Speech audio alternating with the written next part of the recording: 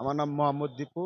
আমি ব্যাটালিয়ন আনসারে আছি। জি, national level camping এ আছি। আমি কুস্তি খেলি বরঞ্চ আমি মূলত মাটির প্লেয়ার। মাটি থেকে উঠে আসা। আমি মাটিতে কুস্তি খেলি 2006-07 থেকে। কুস্তিতে বলতে এই পর্যন্ত আমি 2013 থেকে টানা গোল্ড মেডেল প্লেয়ার।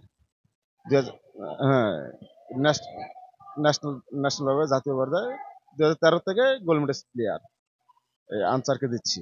ইন্টারন্যাশনাল কোনো সাফল্য নেই, তবে 5 নম্বরে ইয়ে আছে, পদক আছে। এটা হচ্ছে 2013-তে বিচ রেসলিং এ।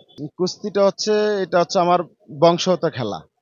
কুস্তিটা হচ্ছে আমার বংশগত খেলা। আমার বড় আব্বা খেলতো, দাদা খেলতো, আর বাপ চাচার এখন খেলে।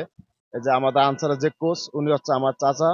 ওনার হাত ধরে আমি এখানে আসা। হ্যাঁ, কুস্তি খেলতে গেলে এটা হচ্ছে বডি কন্টাক্ট যত খেলা, তাহলে ইনজুরি থাকবে। যেমন আমি অনেকবারই হাত মচকাইছে বা রগে টান খাইছি, লিগারমেন্টে টান খাইছি, এরকম টুকটাক ব্যথা আছে।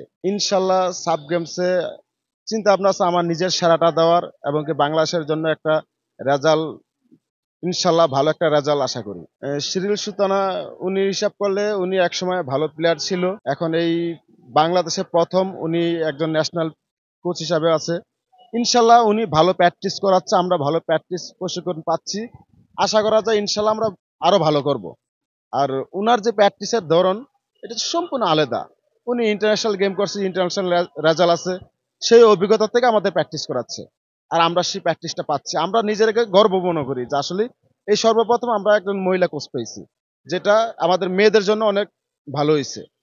আগে কখনো এরকম মহিলা কোচ ছিল না, বা মেয়েদের সাথে বডি কন্ট্যাক্ট যত খেলা, তোলে একজন মহিলা কোচ দরকার।